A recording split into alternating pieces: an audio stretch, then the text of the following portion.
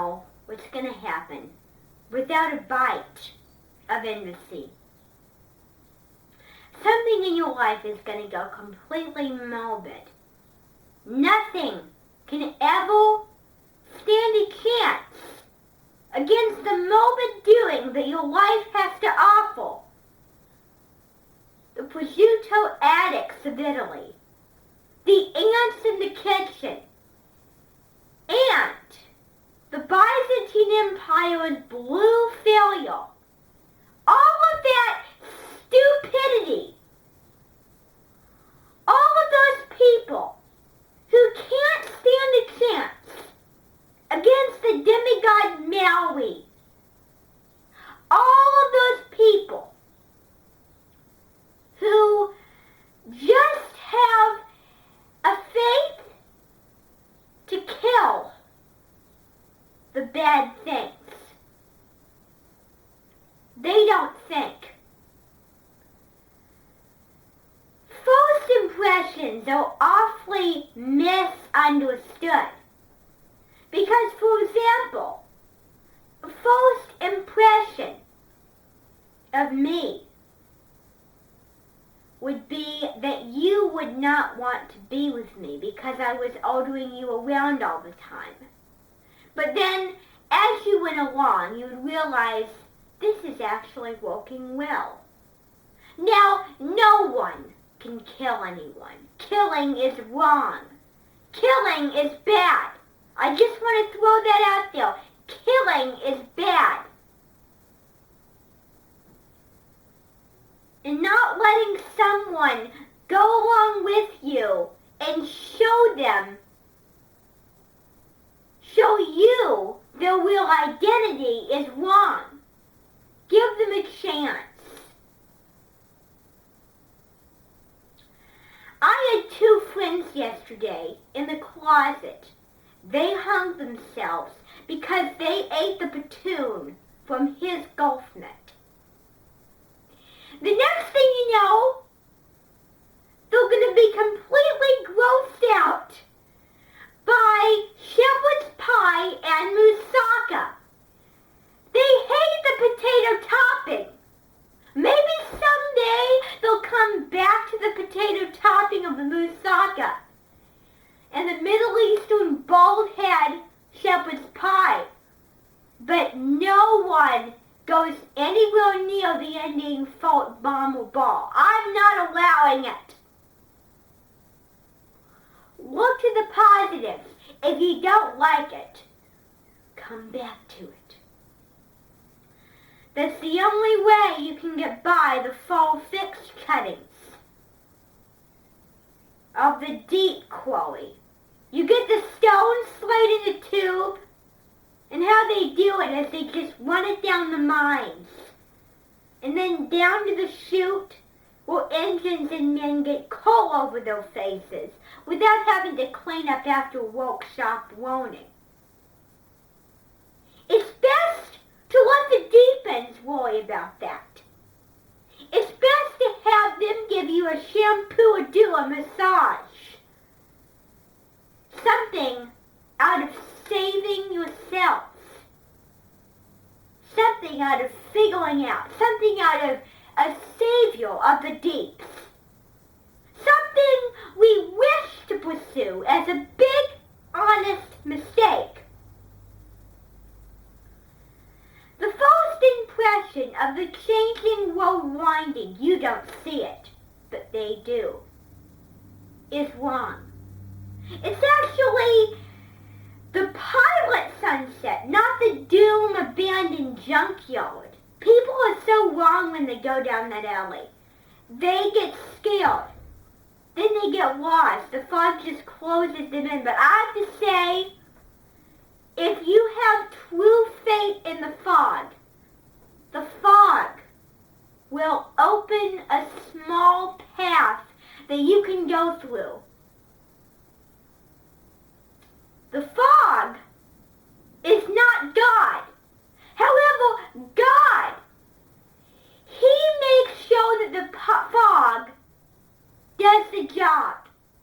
He makes sure that the fog acts like a gateway to the outside. I roll. The fog actually responds. I reckon I've just seen 2 hitch hunters over there by Geese's ghoulies. They've chopped down half a ghoulie already, half a duckling, half a sheep, half a woodcut. And then the wood piece is completely sold with fish juice, and they argue which is more important, the wood piece or the fish. One argues the fish, the other argues the wood piece. I have to tell you that the wood piece is the same amount of importance as the fish. The fish is the living creature. But think, if you had to be warm, if you had to live and hunt and survive in the fall, you would definitely need wood to burn a fire. What if you didn't have blankets with you?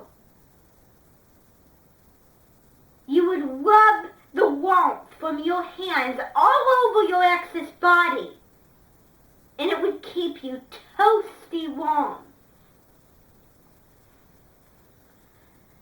I had someone yesterday who gave up a ball in the air. They said, "It is your decision to fight, Dolby. You throw this up."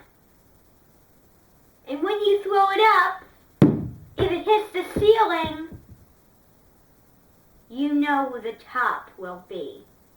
No one is strong enough to throw a ball up into the sky, because if you do that, it will just fly out into space.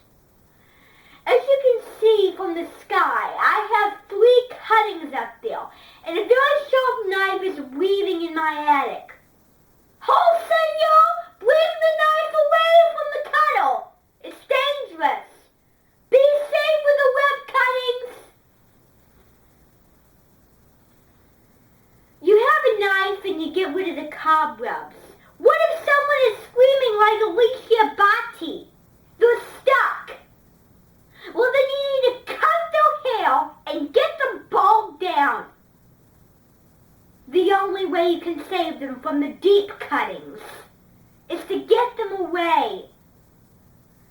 But walk away, just like a bee, walk away from the deep cuttings. I guess my point here is to be brave. The deep cuttings and the doomed cleaner. Keep away, but be brave. I mean, you're not going to run away. Be brave to walk away, but don't face it. You can't stand a chance against either the deep cuttings. I'm sure several politics will tell you. All over North Byway, to eggy out the eggy, to eggy out the deep cuttings is completely neutral. Because neutralizers face the challenge of facing the stairs on the slates. In the deep cuttings, there's a process where the powder gets changed into the brick. Then the brick gets shot off into the air and into the pole of dynamite. This pole is protected by sacred Indian troopers, surprisingly. This pole is sacred, they say. Don't mess with it. If you mess with it, you're getting on sacred ground. What if one day you did something very, very wrong? And you feel the mood to write a song. A song that will change your life. A song that will represent how you feel. A song that is worthy of redoing your past and not holding on to it Moving on. This song will gladly represent that.